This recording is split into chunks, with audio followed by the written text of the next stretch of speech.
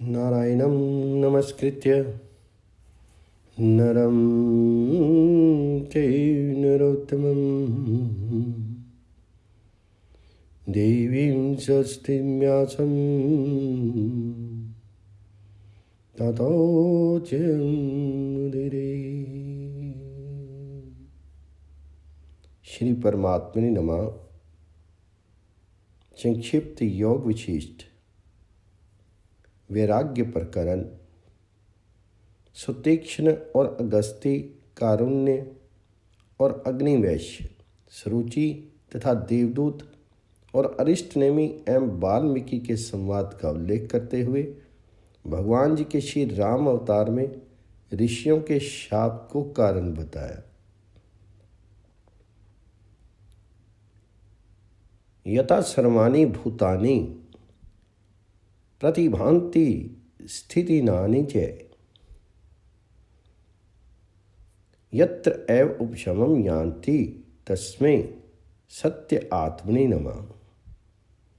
सृष्टि के आरंभ में संपूर्ण भूत जिनसे प्रकट होकर के प्रतीति के विषय होते हैं, स्थिति काल में जिनमें ही स्थित होते हैं और प्रलय काल आने पर जिनमें ही लीन हो जाते हैं, उन सत्य स्वरूप परमात्मा को नमस्कार है। ज्ञाता ज्ञानम तथा ज्ञेयम दृष्टा दर्शन दृश्यम भू कर्ता हेतु क्रिया यस्मात् तस्मै ज्ञप्त्यात्मने नमः। ज्ञाता ज्ञान और ज्ञेय, दृष्टि दर्शन, दृष्टा और दृश्य तथा कर्ता कारण और क्रिया, इन सब का जिससे ही आविर्भाव होता है उस ज्ञान स्वरूप परमात्मा को नमस्कार है। जिनसे स्वर्ग और भूतल आदि सभी लोकों में आनंद रूपी जल के कण स्फुरित होते हैं, प्राणियों के अनुभव में आते हैं तथा जो समस्त जीवों के जीवन आधार हैं, उन पूर्ण चिन्मय आनंद के महासागर रूप पर ब्रह्म परमात्मा को नमस्कार है। पूर्व काल में सुतीक्ष्ण नाम से प्रसिद्ध कोई ब्राह्मण थे, जिनके मन में संशय छा गया था। अतः उन्होंने महर्षि अगस्त्य के आश्रम में जाकर के उन महामुनि से आदरपूर्वक पूछा, भगवान, आप धर्म के तत्व को जानते हैं, आपको संपूर्ण शास्त्रों के सिद्धांत का सुनिश्चित ज्ञान है। मेरे हृदय में एक महान संदेह है, आप कृपा पूर्वक इसका समाधान कीजिए। मोक्ष का साधन कर्म है या ज्ञान है, अथवा दोनों ही हैं? इन तीनों पक्षों में से किसी एक का निश्चय करके जो वास्तव में मोक्ष का कारण हो उसका प्रतिपादन कीजिए।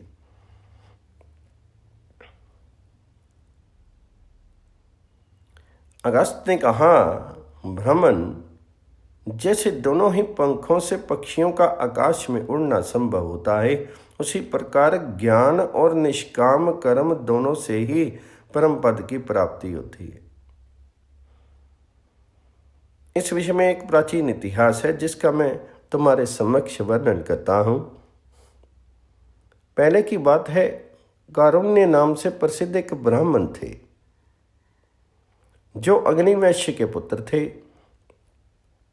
उन्होंने संपूर्ण वेदों का अध्ययन किया था तथा वे वेद वेदांगों के पारंगत विद्वान थे। गुरु के यहाँ से विद्या पढ़ करके अपने घर लौटने के बाद वे संध्या वंदन आदि कोई भी कर्म ना करते हुए चुपचाप बैठे रहने लगे। उनके मन में संशय भरा हुआ था। पिता अग्निवैश्य ने कहा कि मेरा पुत्र शास्त्रोक्त कर्मों का परित्याग करके निंदनीय हो गया, तब मैं उसके हित के लिए इस प्रकार बोले। अग्निवैश्य ने कहा, बेटा, ये क्या बात है? तुम अपने कर्तव्य कर्मों का पालन क्यों नहीं करते? बताओ तो सही। यदि सत्कर्मों के अनुष्ठान में नहीं लगोगे तो तुम्हें परम सिद्धि कैसे प्राप्त होगी? तुम जो इस कर्तव्य कर्म से निवृत्त हो रहे हो, इसमें क्या कारण है, ये मुझसे कहो। कारुण्य बोले, पिताजी, आजीवन अग्निहोत्र और प्रतिदिन संध्या उपासना करें। इस प्रवृत्ति रूप धर्म की श्रुति और स्मृति ने विधान अथा प्रतिपादन किया है।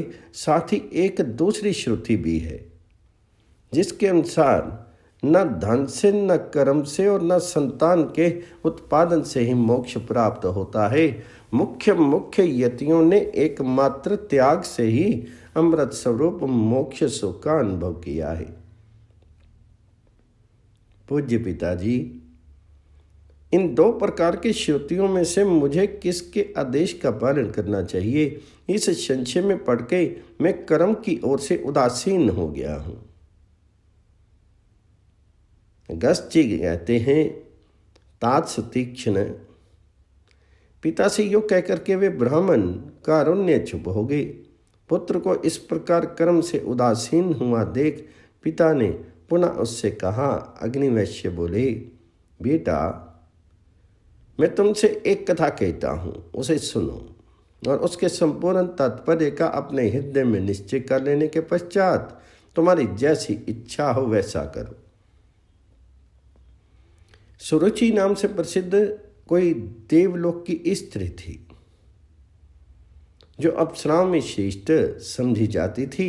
एक दिन मैं मयूरों के झुंड से घिरे हुए हिमालय के एक शिखर पर बैठी थी। उसी समय उसने अंतरिक्ष में इंद्र के एक दूत को कहीं जाते देखा।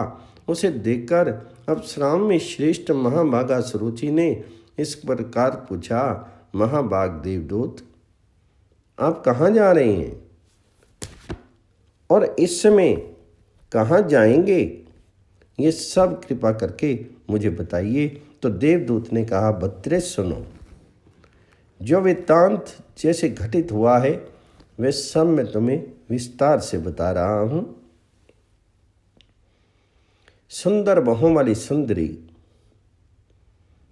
धर्मात्मा राजा अरिष्टनेमी अपने पुत्र को राज्य देकर के स्वयं वीतराग होकर तपस्या के लिए वन में चले गए और अब गंधमादन पर्वत पर वे तपस्या कर रहे हैं।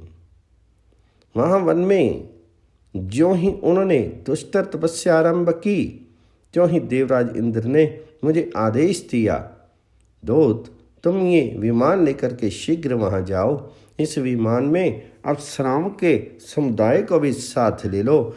नाना प्रकार के वाद्य इसकी शोभा बढ़ाते रहें। गंधर्व, सिद्ध, यक्ष और किन्नर आदि से भी ये सुशोभित होना चाहिए। इसमें ताल, वेणु और मृदंग आदि भी रख लो। इस प्रकार भांति भांति के वृक्षों से भरे हुए सुंदर गंधमादन पर्वत पर पहुंच करके तुम राजा अरिष्टनेमी को इस विमान पर चढ़ा लो और उन्हें स्वर्ग का सुख भोगने के लिए अमरावती नगरी में ले आओ।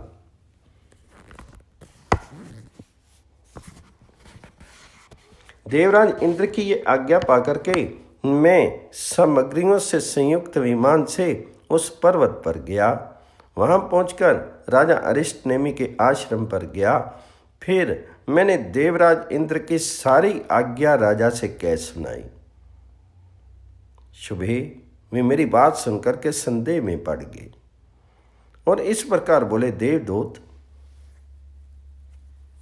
मैं आपसे एक बात पूछना चाहता हूं, आप मेरे इस प्रश्न का उत्तर दें। स्वर्ग में कौन कौन से गुण हैं और कौन कौन से दोष, आप मेरे सामने उनका सुस्पष्ट वर्णन कीजिए। स्वर्गलोक में रहने के गुण दोष को जानने के पश्चात मेरी जैसी रुचि होगी वैसा करूँगा। मैंने कहा, राजन, स्वर्गलोक में जीव अपने पुण्य की सामग्री के अनुसार उत्तम सुख का उपभोग करता है। उत्तम पुण्य से उत्तम स्वर्ग की प्राप्ति होती है, मध्यम पुण्य से मध्यम स्वर्ग मिलता है और इनकी अपेक्षा निम्न श्रेणी के पुण्य से उसके अनुरूप स्वर्ग सुलभ होता है। इसके विपरीत कुछ नहीं होता। स्वर्ग में भी दूसरों को अपने से नीची स्थिति में देख करके लोगों के लिए उनका उत्कर्ष असह्य उठता है। जो लोग समान स्थिति में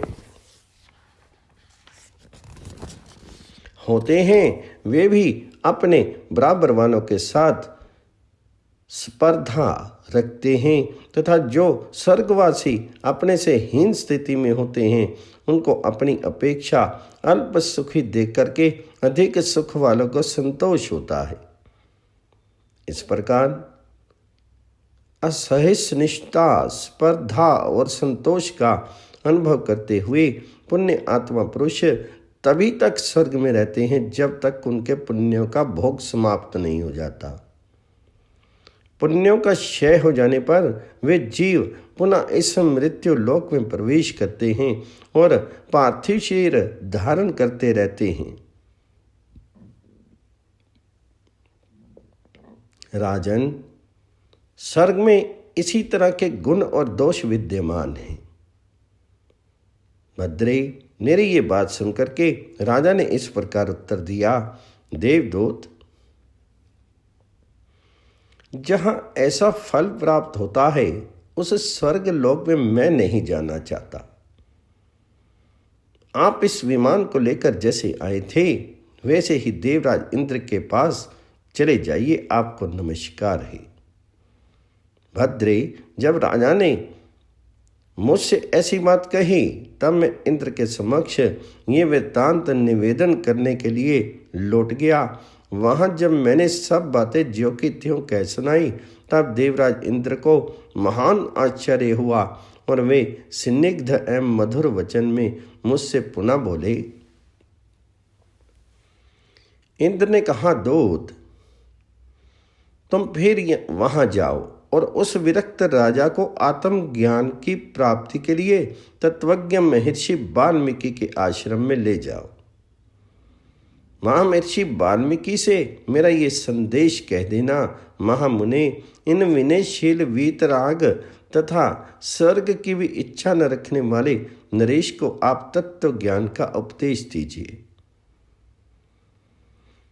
ये जन्म मरण रूप संसार दुख से पीड़ित हैं, अतः आपके दिए हुए तत्व ज्ञान के उपदेश से इन्हें मोक्ष प्राप्त होगा। यूं कहकर के देवराज इंद्र ने मुझे राजा अरिष्टनेमि के पास भेजा। तब मैंने पुनः वहां जाकर के राजा को वाल्मीकि के पास पहुंचाया।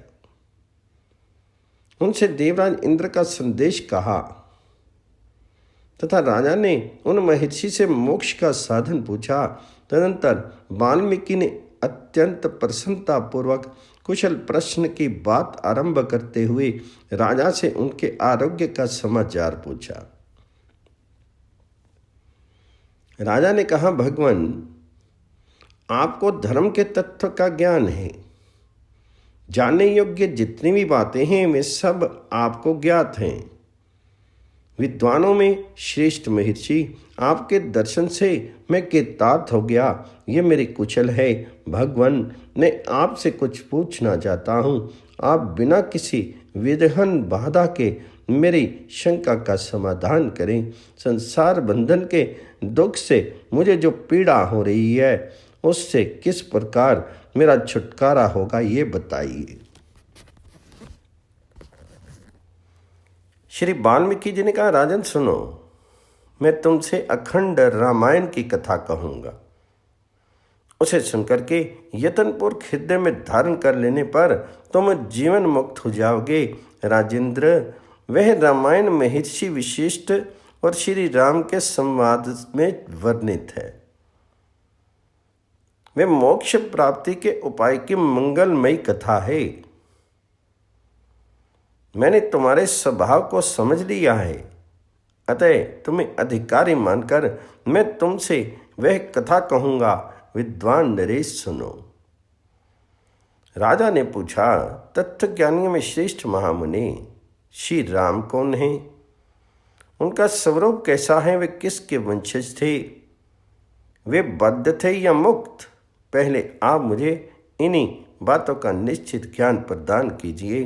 तो श्री वाल्मीकि जी ने कहा, स्वयं भगवान श्री हरि ही शाप के पालन के बहाने राजा श्री राम के रूप में अवतीर्ण हुए थे।